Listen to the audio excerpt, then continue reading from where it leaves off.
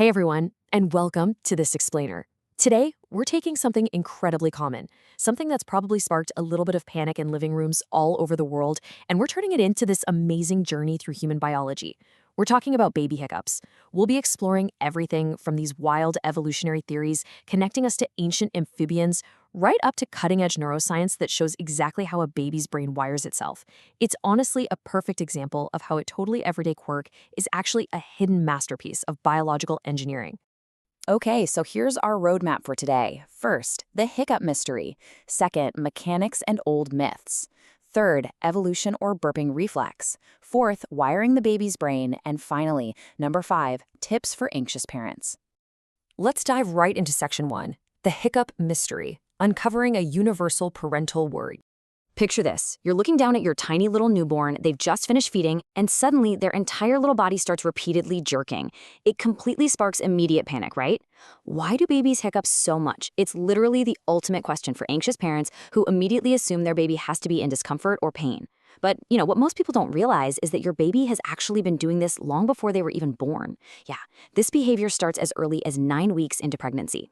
In the womb, the fetus is regularly drinking amniotic fluid, which is actually fantastic practice for their developing stomach and intestines. When that little stomach gets full, it stimulates the diaphragm and boom, the hiccups begin. If you've ever been pregnant and felt that weird rhythmic tapping from the inside, yep, that was your baby hiccuping. Now, what's incredibly interesting here is just how common this behavior is. When we look at premature babies, the data shows they can spend roughly 15 minutes a day doing absolutely nothing but hiccuping. To put that into perspective, that's about 1% of their entire day. It's one of the earliest established patterns of activity in human development. And, well, when a behavior is that prevalent, especially that early in life, science tells us it is almost never an accident. It usually serves a very distinct, vital purpose. Moving on to section 2, mechanics and old myths, separating fact from fiction. Before we get into the actual science, we really have to highlight some of the delightfully weird and, frankly, totally ineffective old wives' tales that parents are still told to try. Depending on where you are in the world, someone might tell you to stick a piece of wet tissue paper on your baby's forehead, or even weave a matchstick into their hair so it rests on their brow. I mean, what? And some of the worst advice out there involves intentionally scaring the poor newborn, applying a freezing cold washcloth, or slapping their back hard. Let me be very, very clear here. Not only do these absolutely not work, but scaring your baby or hitting them can cause severe distress. So, let's just leave the myths behind and look at the actual anatomy, shall we? The real biological mechanism here starts with the diaphragm. That's a large muscle located right below the lungs that we use for breathing. A hiccup is essentially just a sudden, involuntary spasm of this muscle. Immediately after that muscle jerks, your vocal cords snap shut in this rapid reflex. And that sudden closure of the vocal cords, that is exactly what creates that famous hic sound. It's just a mechanical reflex action. But it begs the question, why do we even have this reflex in the first place? That brings us to section 3, evolution or burping reflex, the biological debate. So, scientists have actually been arguing for a long time about why mammals still have this seemingly annoying reflex. It's kind of a big debate, balancing two prominent theories. On one hand, we've got the amphibian ancestor theory. Some evolutionary biologists argue that hiccups are basically just a useless evolutionary hangover from ancient air-breathing fish and amphibians. The idea is that these ancient creatures had to close their glottis to push water past their gills without flooding their lungs, and a hiccup is just a glitchy remnant of that ancient motor reflex. But on the other hand, we have a really compelling counterargument, the mammalian burping reflex. This theory points out that hiccups are primarily found in mammals, animals that drink milk as infants. When a baby suckles, they swallow air. That trapped air bubble stimulates the stomach and diaphragm, triggering a hiccup. The hiccup then creates a suction in the chest that pulls air up and out. It's effectively burping the baby so they can fit more nutritious milk into their tiny stomachs. Honestly, it's an elegant, highly specialized design just for nursing infants. Let's look at section 4, wiring the baby's brain, the neurological breakthrough.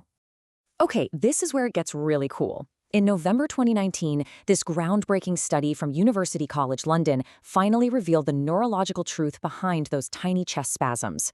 The researchers actually placed EEG sensors on newborns to monitor their brain activity during a bout of hiccups, and they mapped out this fascinating 3-step process.